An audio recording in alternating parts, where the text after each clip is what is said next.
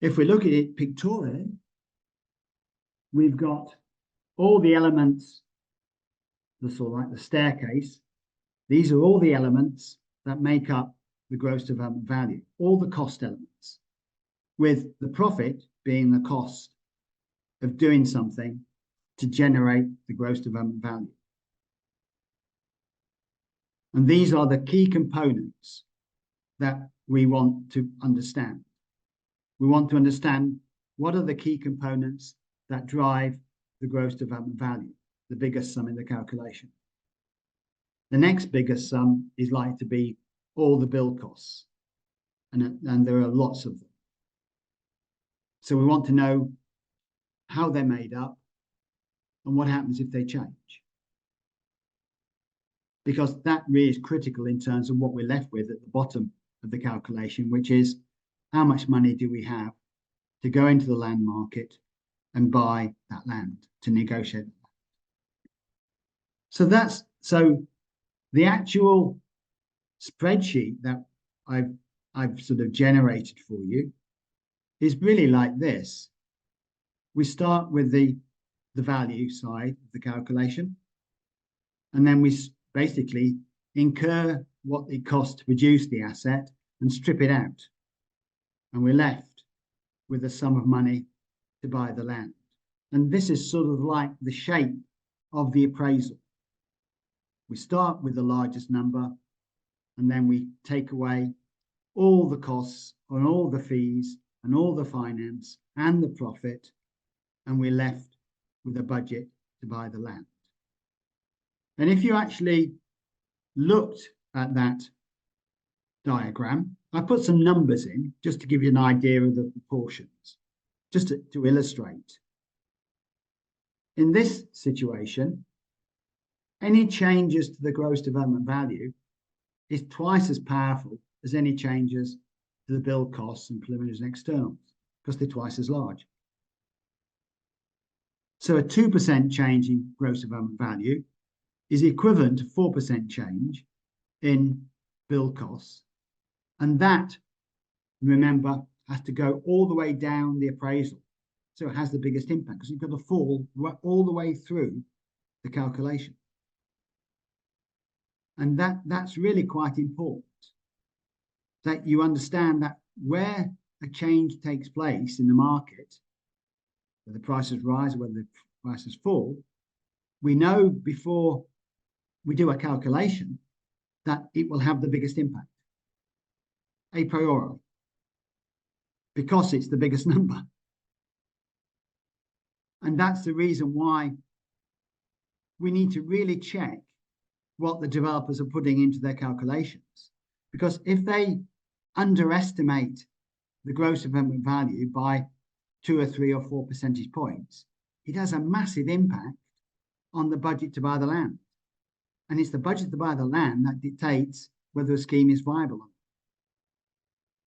So you can imagine they will almost certainly undervalue what they're creating. And they'll almost certainly overestimate what it costs. So if they do those two things at the same time, it's like a crocodile's teeth. They just close up and squeeze the thing at the end, the budget to buy the land. And there they can then claim that the scheme is unviable.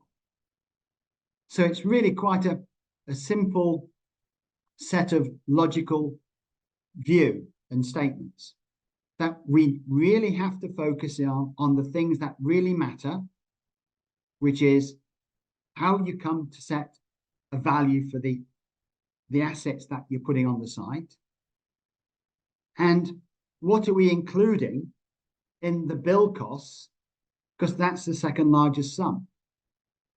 The devil is in the detail, as you know, and I'm sure that Charles, if you want to say something to them about the Brighton Gasworks site and the FVAs that have been presented, based upon what I've done for you, it shows that they continue to undervalue and overcost so that they deliver and claim that a scheme is unviable.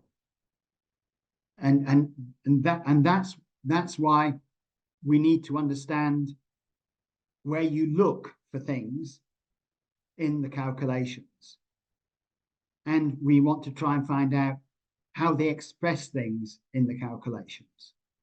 Often they'll express things as percentages of something. Well, a percentage of a big number is a big number. So we need to actually put them into real terms. Pounds per square meter, pounds per unit. So we actually understand what's being allowed for certain things and try and work out, actually, is that reasonable? Is that normal?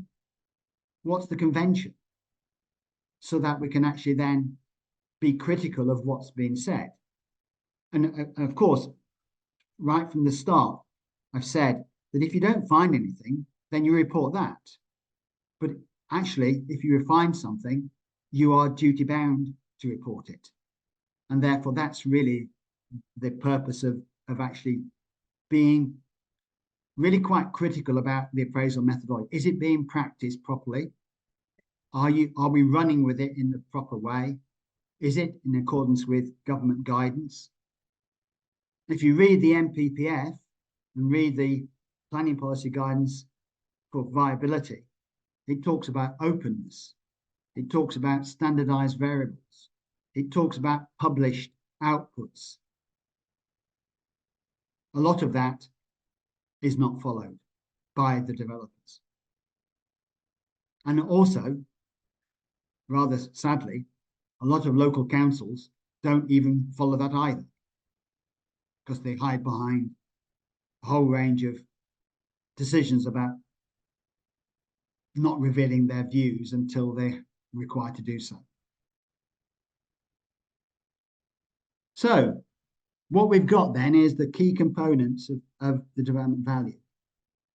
We've got the profits, the costs, the fees and finance, the gross land budgets, and then we've got the things we have to deliver because we want to have a full policy compliant scheme. So affordable housing, Section 106, developer contributions, getting the site serviced so it's ready for development. And we have a net land budget, and that's got to be at least as equal to what we call the BMLV, the benchmark land value. The benchmark land value is, again, articulated in the government guidance, but the actual science behind it is contentious, not agreeable. There isn't an agreed set of rules. There are some conventions, and therefore, in that respect, it sets quite a lot of discussions about how you come to set the benchmark land value, and that's really quite critical, particularly for brownfield sites.